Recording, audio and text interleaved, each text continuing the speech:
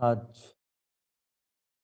16 अक्टूबर 2021 को भौतिक विज्ञान का कक्षा 12 का जो व्हाट्सएप क्विज हमें प्राप्त हुआ है उसे हम सॉल्व करेंगे। इस व्हाट्सएप क्विज में कुल 8 प्रश्न हैं। आइए हम बारी बारी से सभी को सॉल्व करते हैं। प्रश्न संख्या 1, सही विकल्प चुनकर रिक्त स्थान को भरें। 2 से अधिक आवेशों के निकाय की विद्युत स्थिति ऊर्जा आवेशों में से दो दो आवेशों के निकाय के बने सभी संभव युग्मों की स्थिति ऊर्जाओं का डैश डैश डैश होती है। देखिए, जब भी आपके पास में 2 या 2 से अधिक आवेशों का निकाय हो तो जो कुल स्थितिज ऊर्जा होती है वो उन सभी आवेशों में से दो दो आवेशों के निकाय अगर हम बनाएं और उनकी स्थितिज ऊर्जा ज्ञात करके उन्हें जोड़ दें तो हमें प्राप्त हो जाती है। यानी कि हम कह सकते हैं कि सभी आवेशों के निकाय की स्थितिज ऊर्जा उनमें से दो दो आवेशों के निकाय की स्थितिज ऊर्जाओं के बीजगणितीय योग के बराबर होती है। तो इसका जो सही उत्तर होगा वो होगा उत्तर संख्या 1, बीजगणितीय योग। अगला प्रश्न है, इनमें से कौन सा समीकरण 3 आवेशों के निकाय की ऊर्जा को व्यक्त करता है। देखिए, आपके पास में मान लीजिए 3 आवेश हैं Q1 Q2 और Q3। तो 3 आवेशों के निकाय की अगर आपको स्थितिज ऊर्जा ज्ञात करनी है तो सबसे सरल जो तरीका है वो यही है कि तीनों आवेशों के निकाय की अलग अलग स्थितिज ऊर्जा ज्ञात कीजिए। तीनों आवेशों में से दो दो आवेशों के निकाय की स्थिति ऊर्जा आप अलग अलग ज्ञात कीजिए और उसके बाद में उनको जोड़ दीजिए। तो एक आवेश Q1 है, दूसरा Q2 है, तीसरा Q3 है। हम इन तीनों के निकाय बनाएंगे दो दो आवेशों के। तो पहला निकाय हमारे पास में होगा Q1 और Q2 का, जिसकी स्थितिज ऊर्जा होगी K Q1 Q2 upon R12। दूसरा निकाय अगर हम बनाना चाहें तो वो Q2 और Q3 का होगा। तो ये हो जाएगा K Q2 Q3 upon R23। और तीसरा निकाय जो होगा वो Q1 और Q3 का होगा। तो हमारे पास में आ जाएगा K Q1 Q3 upon R13। और ये जो तीनों दो दो आवेशों के युग्म की स्थिति ऊर्जा हमें प्राप्त हुई है, इनको अगर हम जोड़ दें तो इस तीनों आवेशों के निकाय की कुल स्थिति ऊर्जा यानी U का मान हमारे K कॉमन आ रहा है। तो K को हम कॉमन ले लेते हैं। ये K को हमने कॉमन ले लिया। K को कॉमन लेने के बाद में हमारे पास में अंदर जो उसको हम लिख देते हैं। अंदर हमारे पास में बचेगा Q1 Q2 upon R12 plus Q1 Q2 Q3 upon R23 और एक और पद हमारे पास में बचेगा Q1 Q3 अपॉन R13। तो यहाँ पर जो K है उसका मान 1/4 पाई एप्सिलॉन नॉट होता है। तो इस तरीके से अगर हम इसको सॉल्व करें तो हमारे पास में जो समीकरण आएगा वो यहाँ आपको स्क्रीन पर दिखाई दे रहे समीकरण की तरह होगा। U बराबर 1/4 pi epsilon not Q1 Q2 upon R12 plus Q2 Q3 upon R23 plus Q1 Q3 upon R13, जो कि दिए गए ऑप्शन में से उत्तर संख्या 2 से मैच करता है, इसलिए सही उत्तर जो है उत्तर संख्या 2 है। तीसरा प्रश्न है, 3 आवेश है Q 2Q और 8Q। इनको 9 सेंटीमीटर लंबी रेखा पर इस प्रकार से रखा जाना है कि जो निकाय है उसकी ऊर्जा न्यूनतम हो। 3 आवेशों के निकाय की स्थिति ऊर्जा का सूत्र हमने अभी भी देखा। U बराबर पहले तीनों आवेशों की आपको क्या करना होगा, दो दो आवेशों के। तो 3 आवेश हमारे पास में है, एक है Q, एक है 2Q और एक है 8Q। तो अगर मैं युग्म बनाना चाहूं तो पहला युग्म जो होगा वो Q और 2Q का होगा, एक युग्म Q और 8Q का होगा और एक युग्म जो होगा वो 2Q और 8Q का होगा। अब अगर इनकी स्थितिज ऊर्जाएं हम निकालना चाहें तो Q और 2Q से मिलकर के बने हुए निकाय की स्थितिज ऊर्जा को हम K Q1 R12 कह देते हैं। Q और 8Q से मिलकर बने हुए निकाय की स्थिति ऊर्जा को हम K Q1 Q3 upon R13 कहते हैं और Q 2Q और 8Q से मिलकर के बने हुए निकाय की स्थिति ऊर्जा को हम K Q2 Q3 upon R23 कह देते हैं। तो जो टोटल स्थिति ऊर्जा होगी इस निकाय की वो इन तीनों स्थिति ऊर्जाओं की योग के बराबर होगी, इसलिए बीच में प्लस का चिन्ह लगाया गया। इस फॉर्मूले को देख करके क्लियरली ये पता चल रहा है कि जो स्थिति ऊर्जा है वो दोनों आवेशों के गुणनफल के अनुक्रमानुपाती है, जबकि उनके बीच की दूरी के व्युत्क्रमानुपाती। तो अगर हम गुणनफल निकालना चाहे आवेशों का तो पहले युग्म में आवेशों का गुणनफल होगा 2Q², दूसरे युग्म में आवेशों का गुणनफल होगा 8Q² Q इंटू 8Q और तीसरे युग्म में होगा 2Q इंटू 8Q बराबर 16Q²। ठीक है। अब देखिए, अगर आपको स्थितिज ऊर्जा का मान अधिकतम चाहिए तो हमारे पास में दो चीजें हैं, एक तो आवेशों का गुणनफल अधिकतम होना चाहिए, तो ये तो हमारे पास में ऑप्शन बचा ही नहीं, क्योंकि हमें फिक्स दिया हुआ है कि ये तीन ही आवेश है और इन तीन आवेशों के तीन ही युग्म बन सकते हैं। तो दूसरा ऑप्शन हमारे पास में ये है कि उनके बीच की जो दूरी है वो इस प्रकार से होनी चाहिए कि स्थितिज ऊर्जा का मान न्यूनतम है। अब दूरी का मान अगर हम बढ़ा लेंगे तो स्थितिज ऊर्जा जो होगी उस निकाय की, उस युग्म की कम आएगी। तो जिस निकाय में आवेशों का गुणनफल अधिक है, वहां पर आवेशों का गुणनफल अधिक होने की वजह से स्थितिज ऊर्जा का मान बढ़ जाता है। अगर हमें उस निकाय की, उस युग्म की, मैं केवल अभी तीन आवेशों में दो आवेशों की बात कर रहा हूं, जैसे ये एक दो आवेशों का निकाय है, ये एक दो आवेशों का निकाय है, ये एक दो आवेशों का निकाय, ये एक दो आवेशों का निकाय, मैं अलग अलग सबकी स्थिति ऊर्जा की बात करूं, तो अगर इन तीनों स्थिति ऊर्जाओं को मुझे चूज करना है अलग अलग, तो मैं कहूंगा कि जिस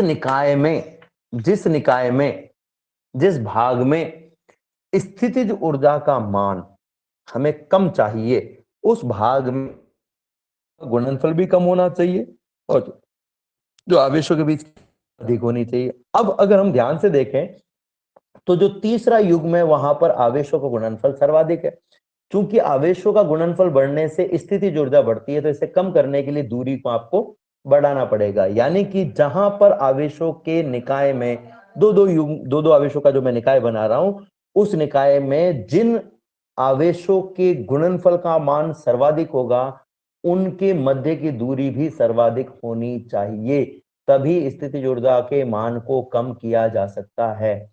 यानी कि न्यूनतम करना है तो जिन आवेशों का गुणनफल सर्वाधिक है उनके मध्य की दूरी अधिकतम होनी चाहिए, और अगर आपको स्थितिज ऊर्जा का मान बढ़ाना है तो जिन आवेशों का गुणनफल सर्वाधिक है उनके मध्य की दूरी न्यूनतम होनी चाहिए। तो हम चूंकि न्यूनतम मान प्राप्त करना है स्थितिज ऊर्जा का, इसलिए जहां पर आवेशों का गुणनफल सर्वाधिक होगा उनके मध्य की दूरी भी सर्वाधिक होनी चाहिए। यानी कि 2q और 8q के बीच की दूरी सर्वाधिक होनी चाहिए, q और 8q के बीच की दूरी उससे कम होनी चाहिए, और q और 2q के बीच की दूरी उससे भी कम क्रम में घट रहे हैं। तो अब हमें एक बात तो पता चल गई है, सबसे पहली बात, कि जो 2q और 8q है उसके मध्य की दूरी सर्वाधिक होनी चाहिए। अब चूंकि रेखा की जो लंबाई है वो 9 सेंटीमीटर, तो सर्वाधिक केवल तभी हो सकती है जब एक छोर पर 2q आवेश को रख दिया जाए और एक छोर पर 8q आवेश को रख दिया जाए। यानी कि एक बात तो फिक्स हो गई कि 2q और 8q के बीच की दूरी जो है वो 9 सेंटीमीटर होगी। अब जो तीसरा आवेश है उसे इस रेखा पर ही कहीं रखना है, तो चूंकि छोर पर ये दोनों आवेश रखे हुए हैं तो वो इनके बीच में ही होगा, डेफिनेटली इनके बीच में होगा। अब इनके बीच में भी इस प्रकार से रखना है कि उस q आवेश की जो 8q आवेश से दूरी है वो ज्यादा होनी चाहिए और 2q आवेश से दूरी कम होनी चाहिए, क्योंकि q और 8q का गुणनफल ज्यादा है और q और 2q का गुणनफल कम है। तो हम इसे यहां पर अगर इसके पास में रख दें, 2q के पास में मान लीजिए x दूरी पर रख देते हैं, टोटल दूरी सेंटीमीटर है, तो जो 8q आवेश है उससे दूरी हो जाएगी 9 माइनस x। ठीक है। अब मेरे पास में जो तीन आवेश हैं उनमें से अगर मैं इस निकाय की स्थितिज ऊर्जा निकालना चाहूं, तो आप देख सकते हैं q और 2q के बीच की दूरी हो गई है x, यानी कि q और 2q से मिलकर के बने हुए युग्म की स्थितिज ऊर्जा निकालनी तो वो होगी k q into 2q upon x। अगर मुझे Q और 8Q से मिलकर के बने हुए निकाय की स्थितिज ऊर्जा निकालनी है तो K Q into 8Q upon 9 minus x, और मुझे 2Q और 8Q से मिलकर के बने हुए निकाय की स्थितिज ऊर्जा निकालनी है तो K 2Q into 8Q upon 9 centimetre. ये तीनों स्थितिज ऊर्जाओं को अगर मैं जोड़ दूं तो मेरे पास में कुल स्थितिज ऊर्जा आ जाएगी, जो कि मैंने यहाँ पर लिया गया है। ये आप देख सकते हैं, इस प्रकार से हमने तीनों को जोड़ दिया है। अब इस स्थितिज ऊर्जा का मान x के किस मान के लिए न्यूनतम आए, तो इसके लिए हमको गणितीय एस्पेक्ट जो है वो यहाँ पर इन्वॉल्व करना पड़ेगा, इंप्लीमेंट करना पड़ेगा। गणितीय तरीके से हम जानते हैं कि किसी भी समीकरण का मान न्यूनतम प्राप्त करने के लिए यदि उस समीकरण का प्रथम अवकलन शून्य और द्वितीय अवकलन धनात्मक हो किसी विशिष्ट मान के लिए, तो समझ लीजिए कि उस विशिष्ट मान के लिए उस पूरी समीकरण का मान न्यूनतम आएगा। जैसे यहाँ पर चर कौन है, x है, तो अगर x के सापेक्ष हम इस पूरी समीकरण का प्रथम अवकलन करें और द्वितीय अवकलन करें तो x के जिस समीकरण का मान शून्य है धनात्मक होगा, x के उस मान के लिए इस u का मान न्यूनतम होगा। और x के जिस मान u का समीकरण 1 का प्रथम अवकलन 0 और द्वितीय अवकलन ऋणात्मक होगा, x के उस मान के लिए समीकरण 1 का मान अधिकतम होगा। तो हमें क्या करना है, हमें इस u का अवकलन करना है और x का वो मान निकालना है जिसके लिए इस समीकरण का मान 0 है। और फिर हमें चेक करना है कि क्या x के उस मान के लिए इसका जो द्वितीय अवकलन यानी D square you upon D x square है, उसका मान धनात्मक आ रहा है या ऋणात्मक। अगर उसका मान धनात्मक आएगा तो हम कहेंगे कि x के इस मान के लिए समीकरण 1 यानी स्थितिज ऊर्जा का मान न्यूनतम होगा। और अगर x के उस मान के लिए इसके द्वि अवकलन का मान, जो दूसरा अवकलन है उसका मान, द्वि अवकलन का मान ऋणात्मक आता है, तो हम कहेंगे कि x के इस मान के लिए समीकरण 1 यानी स्थितिज ऊर्जा का जो मान है वो धनात्मक होगा। अब हमें क्या करना है, यहाँ पर अवकलन करना है, तो हम अवकलन कर देते हैं। अवकलन को इंट्रोड्यूस कर रहे हैं। अवकलन कर दिया हमने, लेफ्ट साइड में अवकलन किया तो हो गया du बाई डी एक्स, और राइट साइड में प्रत्येक पद का अवकलन करेंगे तो हो जाएगा d by D x of k 2q square upon x plus d by D x of k 8q square upon 9 minus x plus d by D x of k 16q square upon 9। अगर आप इस last पद को ध्यान से देखेंगे तो last पद में जो अवकलन हम कर रहे हैं वो कर रहे हैं हम k 16q स्क्वायर अपॉन 9 का, जो कि x के सापेक्ष एक कांस्टेंट है, और कांस्टेंट का अवकलन हमेशा शून्य होता है, तो ये तो शून्य हो गया। और बाकी जो अवकलन आपको करने हैं उन अवकलन में से पहले हम कांस्टेंट को बाहर निकाल लेते हैं। तो जो पहला भाग है उसमें k और 2q स्क्वायर ये कांस्टेंट है, इसको हमने बाहर निकाल लिया। और दूसरे भाग में k और 8q स्क्वायर ये कांस्टेंट, इसको हमने बाहर निकाल लिया। तो हमारे पास में अंदर रह गया पहले पद में k 2q square into D by D x of 1 by x, और दूसरे पद में 8k q square D by D x of 1 by 9x। अब अवकलन करने के लिए हमारे पास में एक फॉर्मूला है x की पावर n का x के सापेक्ष अवकलन, x के सापेक्ष अवकलन होता है n x n minus one D x by D x, यानी कि पहले से x की पावर n का अवकलन करो और फिर से x का अवकलन करो। तो करते हैं। हमारे पास में देखिए पहला जो पद है हमारे पास में वो क्या है, पहला पद हमारे पास में है 2k square D by D x of, ये जो 1 बाई एक्स है इसमें x को मैं ऊपर ले जाता हूं तो x की पावर -1 हो जाएगी। और दूसरा पद हमारे पास में है 8k Q square D by D x of 9 minus x का की घात -1। यहाँ पर भी मैं 9 माइनस एक्स को ऊपर लेके चला गया।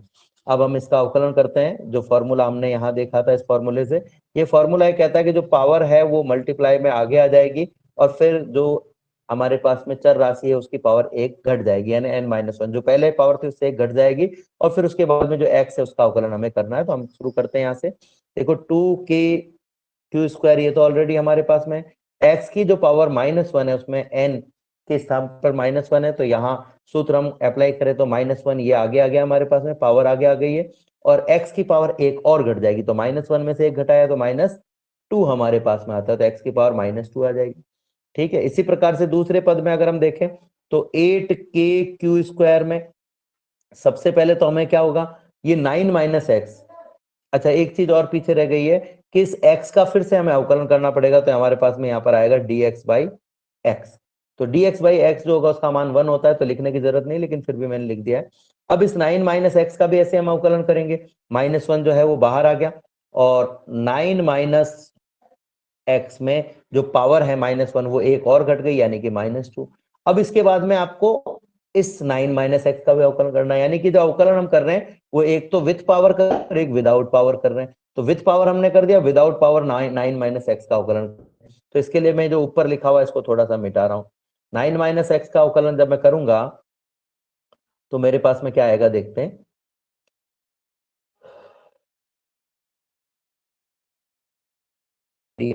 ऑफ 9 माइनस एक्स, इसका अवकलन होगा D by D x of 9 minus D by D x of x. तो 9 का अवकलन तो शून्य होता है क्योंकि कांस्टेंट है, माइनस आ गया डी एक्स बाई एक्स, तो ये हो जाएगी डी एक्स, तो डी एक्स, ये माइनस से माइनस मल्टीप्लाई हो जाएगा, तो ये आएगा, तो मैं इसको यहीं पे हटा देता हूँ, ये प्लस हो गया हमारे पास में। और D x by D x का जो मान होता है वो 1 होता है, तो इसको भी हम हटा देते हैं, यहाँ से भी हम हटा देते हैं। अब जो बचा हुआ है उसको हम लिख देते हैं, क्या आता है हमारे पास देखते हैं, इसको सॉल्व कर लेते हैं। सॉल्व करेंगे तो हमारे पास में आ जाएगा, ये माइनस बाहर आ गया, ये जो माइनस है ये बाहर आ गया, ये बाहर आ गया 2k² और जो x की घात -2 है वो नीचे चला गया, तो हो गया x की घात +2 प्लस 8k² अपॉन 9 - x की घात 2।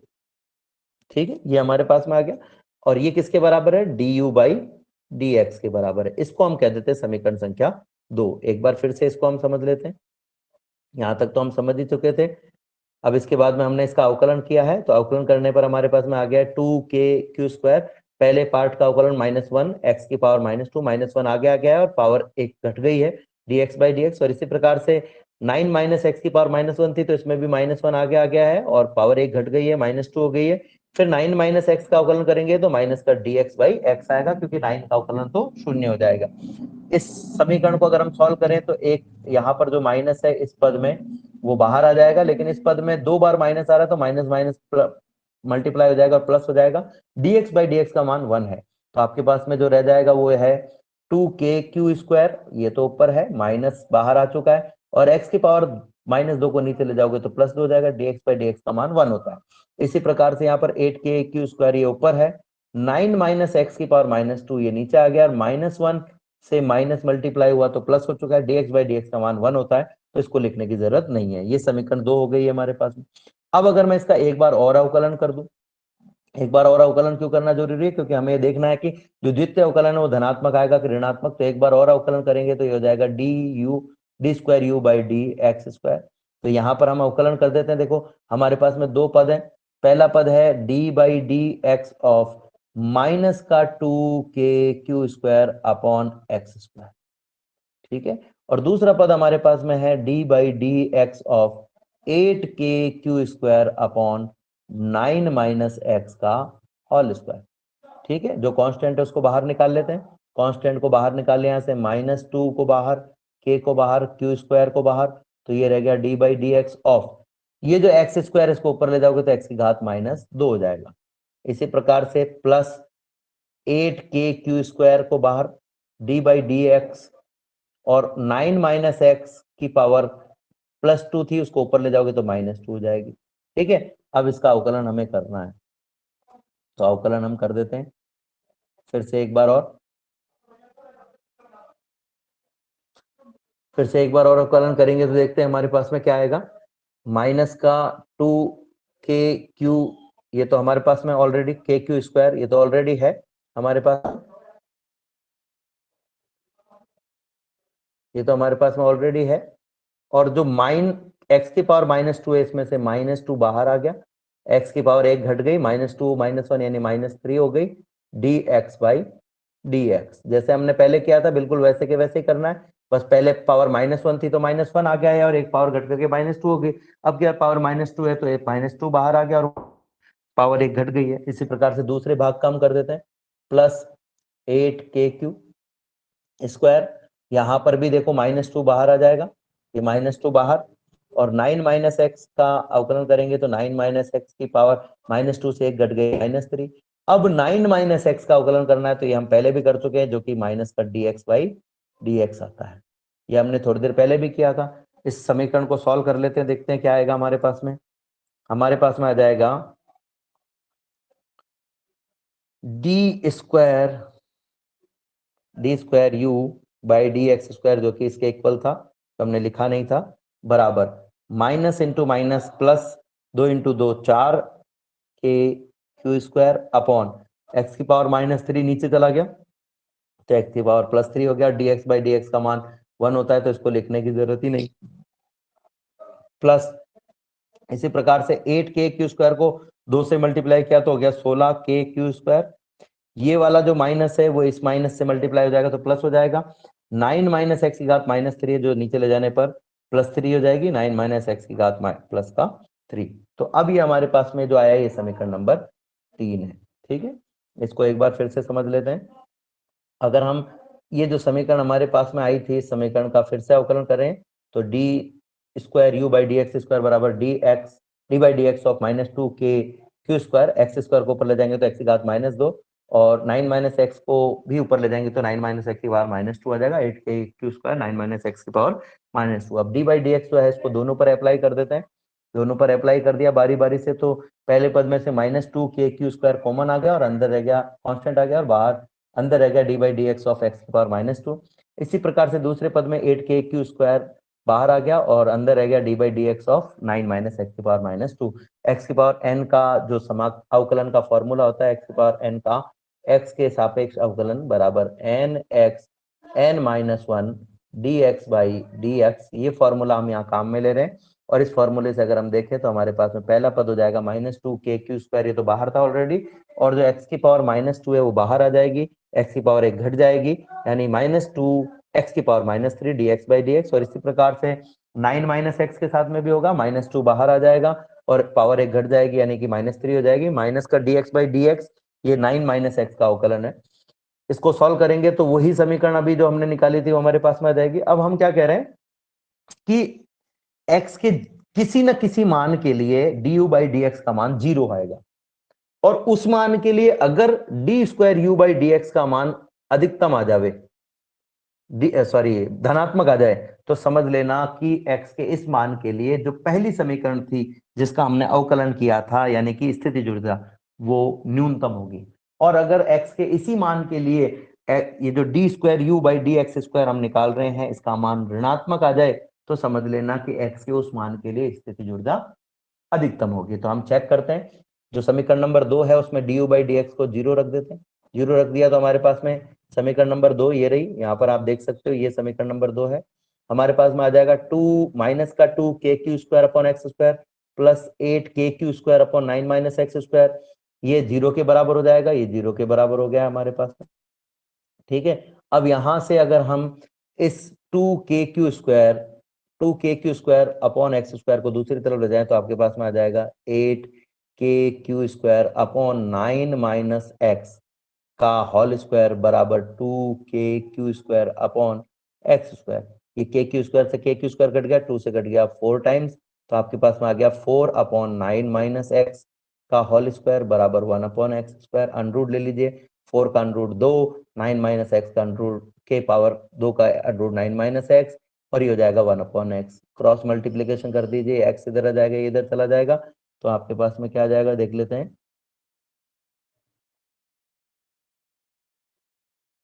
हमारे पास में आ जाएगा 2x बराबर 9 माइनस एक्स, एक्स को इधर ले जाओ तो 2x प्लस एक्स बराबर 9, तो 3x बराबर 9, तो x बराबर 9/3 यानी कि x बराबर 3 सेंटीमीटर, क्योंकि ये जो 9 है वो शुरू से ही सेंटीमीटर में, तो ये भी हमारे पास सेंटीमीटर में आएगा, यानी x बराबर 3 सेंटीमीटर। ये हमारे पास में x का ऐसा मान आया है जिसके लिए स्थितिज ऊर्जा का प्रथम अवकलन 0 है। अब अगर x के इसी मान के लिए स्थितिज ऊर्जा का द्वितीय अवकलन धनात्मक आ जाए तो समझ लेना कि इस x के इस मान के लिए स्थितिज ऊर्जा का मान न्यूनतम होगा। और अगर x के इस मान के लिए स्थितिज ऊर्जा का द्वितीय अवकलन यानी कि D square you by D x square का मान ऋणात्मक आ जाए तो समझ लीजिए कि x के इस मान के लिए स्थितिज ऊर्जा का मान धनात्मक होगा। तो हम चेक कर लेते हैं, यहाँ पर हम जो इसका द्वितीय अवकलन है यानी कि ये, इसमें x का जो मान है वो 3 रख देते हैं, तो पहला पद हमारे पास में आ जाएगा 4k Q square as it is, 3 का स्क्वायर 3 सेंटीमीटर का स्क्वायर, दूसरे पद में 16k क्यू स्क्वायर 9 माइनस 3 यानी कि 3 होता है, तो ये पद तो पॉजिटिव है ही और ये पद भी पॉजिटिव, और पॉजिटिव प्लस पॉजिटिव यानी कि पॉजिटिव आएगा, यानी कि x के इस मान के लिए स्थितिज ऊर्जा का द्वितीय अवकलन पॉजिटिव आ रहा है, यानी कि x के इस मान के लिए जो हमारी सबसे पहली समीकरण थी जिसका अवकलन हमने प्रारंभ किया था उसका मान न्यूनतम होगा। और यहाँ पर अगर ये नेगेटिव आता तो हम कहते हैं x के इस मान के लिए उस राशि यानी कि स्थितिज ऊर्जा का मान अधिकतम होता। तो x बराबर 3 सेंटीमीटर के लिए यानी कि जब q आवेश 2q आवेश से 3 सेंटीमीटर की दूरी पर हो तब स्थितिज ऊर्जा का मान न्यूनतम होगा, यानी कि सही उत्तर जो है वो उत्तर संख्या 3 होगी। अगले प्रश्न पर हम चलते हैं। अगला प्रश्न बड़ा ही आसान सा प्रश्न है। प्रश्न यह है, निम्नलिखित में से कौन सा कथन सत्य है। तो हमें दिया हुआ है विद्युत क्षेत्र में किसी विद्युत द्विध्रुव की स्थितिज ऊर्जा उस कार्य के बराबर होती है जो द्विध्रुव को अनंत से इस क्षेत्र में लाने के लिए किया जाता है। देखिए, किसी भी निकाय की किसी क्षेत्र में स्थितिज ऊर्जा उस निकाय को अनंत से उस क्षेत्र तक लाने में किए गए कार्य के बराबर होती है। इसलिए ऑप्शन नंबर 1 सही है, क्योंकि ऑप्शन नंबर 2 में ये दिया गया है कि उस कार्य से अधिक होती है, ऑप्शन नंबर 3 में दिया गया उस कार्य से कम होती है, और ऑप्शन नंबर 4 में दिया गया उस कार्य के दुगने के बराबर होती है। तो ना ही दुगने के बराबर होती है, ना ही अधिक होती है, ना ही कम होती है, और ये हमेशा क्या होती है, उस कार्य के बराबर होती है, जो कि उस निकाय को अनंत से क्षेत्र में लाने में करना पड़ता है। यानी कि ऑप्शन नंबर 1 सही ऑप्शन है। विद्युत क्षेत्र ई के कारण प्लस क्यू आवेश पर क्षेत्र की दिशा में लगने वाला बल, क्षेत्र की दिशा में कितना बल लगेगा? तो देखिए, किसी भी आवेश क्यू पर जो विद्युत क्षेत्र में बल लगता है वो होता है क्यू इंटू ई, और ये बल हमेशा विद्युत क्षेत्र की दिशा में लगता है, यानी कि एफ बराबर हो जाएगा क्यू इंटू ई। यही सही आंसर है। अब अगर हमसे पूछते कि विद्युत क्षेत्र के कारण प्लस क्यू आवेश पर क्षेत्र के विपरीत दिशा में लगने वाला बल, तो हम कहते हैं एफ बराबर माइनस का क्यू इंटू ई। ये इस प्लस क्यू आवेश पर, अगर ये आवेश प्लस क्यू है तो विद्युत क्षेत्र के विपरीत लगेगा। परिवर्तन होगा कि नहीं होगा ये पता नहीं, लेकिन ये इसके विपरीत होगा। ठीक है, तो क्षेत्र की दिशा में क्यू ई बल लगेगा। अब अगर हमसे कोई कहे कि माइनस क्यू आवेश पर विद्युत क्षेत्र ई के कारण, जो कि प्रश्न संख्या 6 है, विद्युत क्षेत्र के कारण क्षेत्र के विपरीत दिशा में लगने वाला बल, तो माइनस क्यू पर बल कितना लगता है पहले हम वो निकालें। एफ बराबर माइनस क्यू पर जो बल लगता है वो होता है, वो भी क्यू इंटू ई ही होता है। लेकिन ये हमेशा, देखिए, माइनस क्यू पर भी बल का मान क्यू इंटू ए है, लेकिन ये हमेशा विद्युत क्षेत्र के विपरीत होता है, इसलिए हम यहाँ पर माइनस का चिन्ह लगाए। तो ये माइनस का चिन्ह माइनस क्यू आवेश की वजह से नहीं आया है, इसलिए आया है कि माइनस क्यू आवेश पर जो बल होता है वो विद्युत क्षेत्र के विपरीत दिशा में लगता है। यानी विपरीत दिशा में लगने वाला बल कितना हो गया? एफ बराबर माइनस का क्यू इंटू ई। अब मान लो इसी प्रश्न को ऐसे पूछ ले कि माइनस क्यू आवेश पर विद्युत क्षेत्र की दिशा में लगने वाला बल, तो इसको हम कहेंगे एफ बराबर क्यू इंटू ई। ये विद्युत क्षेत्र की दिशा में लगने वाला बल होता है। लेकिन चूंकि प्रश्न सीधे सीधे पूछे गए हैं, तो पहला जो प्रश्न संख्या 5 है उसका सही उत्तर एफ बराबर क्यू ई है, और प्रश्न संख्या 6 का सही उत्तर एफ बराबर माइनस का क्यू इंटू ई है। अगला प्रश्न है, सही विकल्प को चुनकर रिक्त स्थान को भरें। अनंत से विद्युत क्षेत्र में आने में माइनस क्यू आवेश को प्लस क्यू आवेश की तुलना में कितनी दूरी अधिक तय करनी पड़ती है, हमें बताना था। एक्चुअल में यहाँ पर जो प्रश्न है वो स्पष्ट नहीं है, लेकिन मैं बता देता हूँ, ये द्विध्रुव के लिए कहा गया है प्रश्न। देखिए, द्विध्रुव में दो आवेश होते हैं, एक होता है माइनस क्यू आवेश और एक होता है प्लस क्यू आवेश। हम जो स्थितिज ऊर्जा है उसे इस प्रकार से डिफाइन करते हैं कि किसी निकाय को अनंत से विद्युत क्षेत्र में विद्युत क्षेत्र के विरुद्ध बल लगाकर, बाह्य बल लगाकर लाने में जितना कार्य करना पड़ता है उसे हम उस निकाय की स्थितिज ऊर्जा कहते हैं। अब अगर मैं इस विद्युत क्षेत्र के कारण इस